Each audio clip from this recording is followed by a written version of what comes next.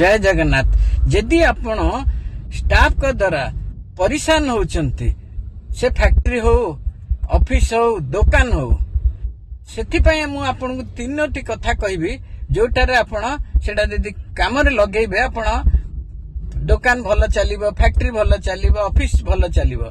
देखंतु बेले बेले कोन करंती स्टाफ माने कहते मते एठी मोर मन लागु नै मु छाड़ी देबी तुरंत आपण संगे संग तार हिसाब करिकी जदि तोर मन ना लगुची तू ताले अन्य कोठी देख एटा निहाती करिवे। द्वितीय कथाटी हला बेले बेले स्टाफ माने कहती मु जदि न रहिबी एई दुकान रो ऑफिस रो ताहले मो मालिकर बिजनेस चलिबो नाही से आपन को ऊपर हेवी हेबा को चेष्टा करिवो।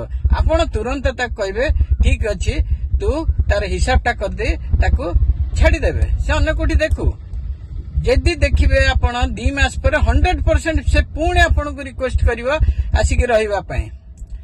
तृतीयटी हला आपण जो बिजनेस करंतु दुकान करंतु जहा करंतु आपण धर बिजनेस करूचंती आपण स्टाफ पळैला ताला आपण स्टेटस रे लेखन मु एतिकी पैसा देबी एतिकी रु एतिकी 1000 टका देबी मोर एतिकी वर्ष रे एक्सपीरियंस अछि देखिए ता भीतर इंटरव्यू करिए भल स्टाफ आपण पाई जिवे।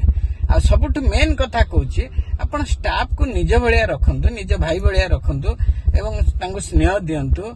यदि आपणकर अधिक एज हेतिबो तांकर आपण स्टाफ को आपणठु अधिक एज तांको सम्मान दियंतु समस्त देती ताहले आपणकर बिजनेस भल चलिबो एटा मन रखंतु एवं समस्त को शेयर निहाती करंतु। धन्यवाद।